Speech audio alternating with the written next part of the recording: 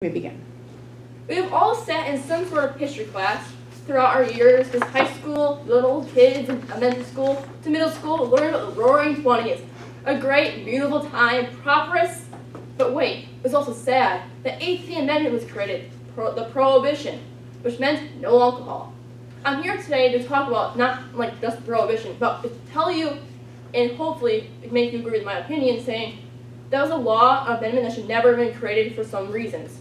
The first off being, it did more bad than good. Being most of the people that wanted the alcohol were alcoholics. Basically meaning they were addicted to the alcohol and still wanted it. What could drive some people to become bootleggers.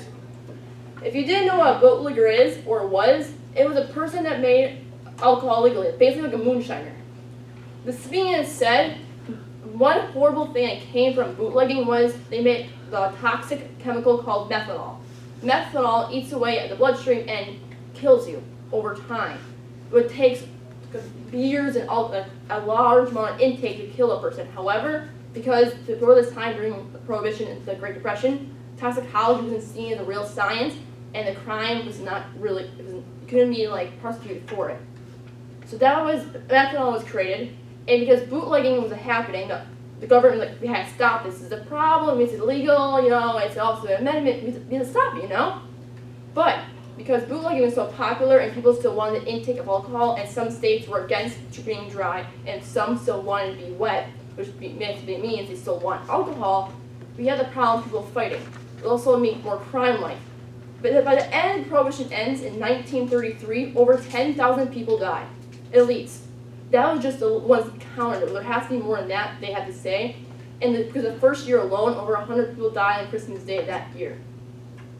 The people in the crime life, as to say examples, Al Capone and Dillinger, they made over millions within the first years, being they just sold the alcohol.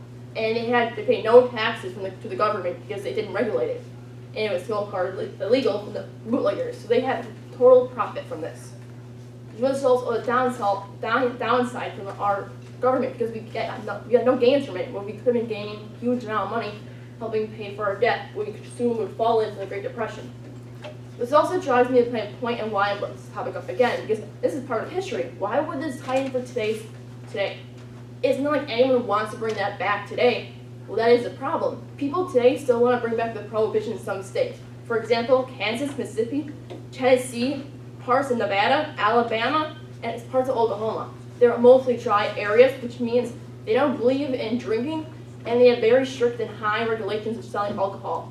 And that means getting a single drop, sip, a cup, could be not